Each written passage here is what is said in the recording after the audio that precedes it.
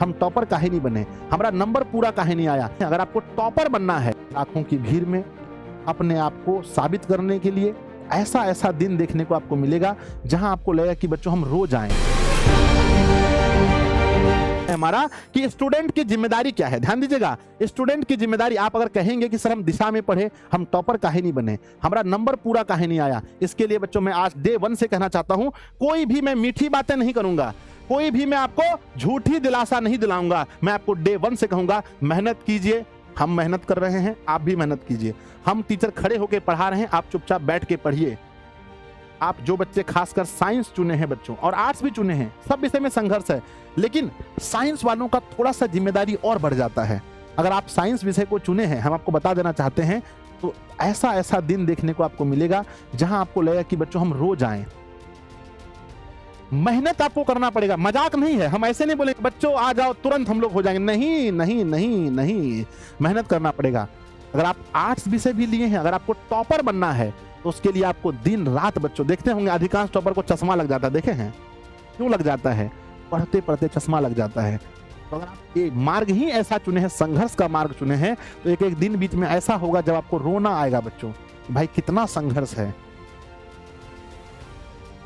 लाखों की भीड़ में अपने आप को साबित करने के लिए, अपने आप को बच्चों दिखाने के लिए मेहनत तो करना पड़ेगा। इतना आसान अगर सफर होता तो कोई भी टॉपर बन जाता।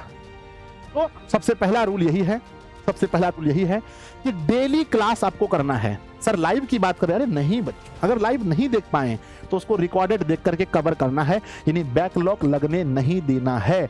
बताओ जल्दी से कर पाओगे? दूसरा, इतना कर पाओगे, टीचर के प्रति समर्पण। आपको जो भी टीचर बैच में मिले हैं, उस टीचर के प्रति आपके अंदर समर्पण होना चाहिए। जिस दिन आप ये समझ गए कि है ना कि ये शिक्षक के प्रति आपका समर्पण नहीं है, ये शिक्षक आपके लिए सही नहीं है, उस दिन ही प्यारे बच्चों आपका उस विषय में मार्क्स कम आ जाएगा।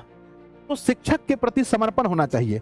कुछ बच्चे होते हैं जो पढ़ने नहीं आते हैं, खाली कमेंटबाजी करते हैं। जैसे साइंस का क्लास चल रहा है, अगर फिजिक्स चल रहा है तो वहां पर लिखेंगे ये क्लास कब होगा, वो क्लास कब होगा, ये कब दीजिएगा, वो कब दीजिएगा। शिकायत करने वाले बच्चे टॉपर बन ही नहीं सकते हैं।